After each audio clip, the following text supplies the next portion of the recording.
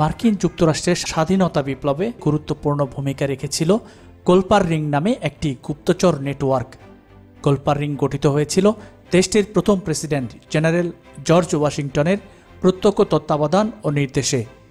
এর কাজ ছিল ব্রিটিশ বাহিনীর পরিকল্পনা ও কার্যক্রম সম্পর্কে তথ্য সংগ্রহ করা। এই নেটওয়ার্কেরই সক্রিয় সদস্য ছিলেন এক নারী, যিনি সরাসরি জর্জ ওয়াশিংটনের নির্দেশে কাজ করতেন। গুপ্তচর বৃত্তির ইতিহাসে প্রথম নারী হিসেবে এখনও তাকেই মান্য করা হয়। তার অনবদ্য ভূমিকায় ব্রিটিশ বাহিনীর বিরুদ্ধে আমেরিকানরা গুরুত্বপূর্ণ সাফল্য লাভ করে। কিন্তু কে এই গুপ্তচর নারী, যার কোড সাইন ছিল এজেন্ট 355? ইতিহাসে এখনও এই নারী রহস্যময়। এখনও কেউ জানতে পারেনি তার নাম পরিচয়।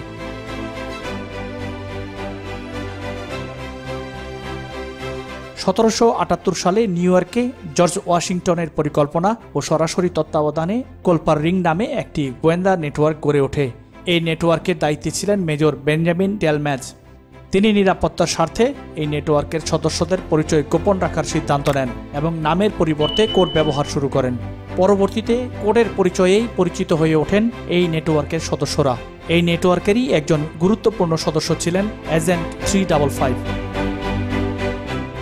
নাম পরিচয় না থাকায় এজেন্ট 355 কে ছিলেন তা জানা যায়নি। তবে ইতিহাসবিদরা মনে করেন এজেন্ট 355 নিউ ইয়র্ক সিটির একজন উচ্চবিত্ত নারী ছিলেন, যে কারণে তিনি ব্রিটিশ বাহিনীর সামাজিক বৃত্তে প্রবেশ করতে সক্ষম হন। তার কারণেই ব্রিটিশ কলোনিয়াল বাহিনীর একটি পরিকল্পনা ফাঁস হয়ে যায় এবং স্বাধীনতাকামী মার্কিনীরা প্রয়োজনীয় পদক্ষেপ গ্রহণ করতে সক্ষম হয়।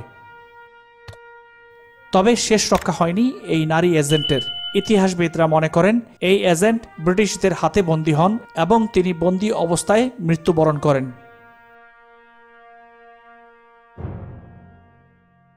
নাম পরিচয় ছাড়াই প্রায় 250 বছর ধরে নিজের কর্মে কিংবদন্তি হয়ে বেঁচে আছেন এজেন্ট 355। তার দায়িত্ববোধ ও অপরিসীম দেশপ্রেম তাকে করেছে মহিয়ান।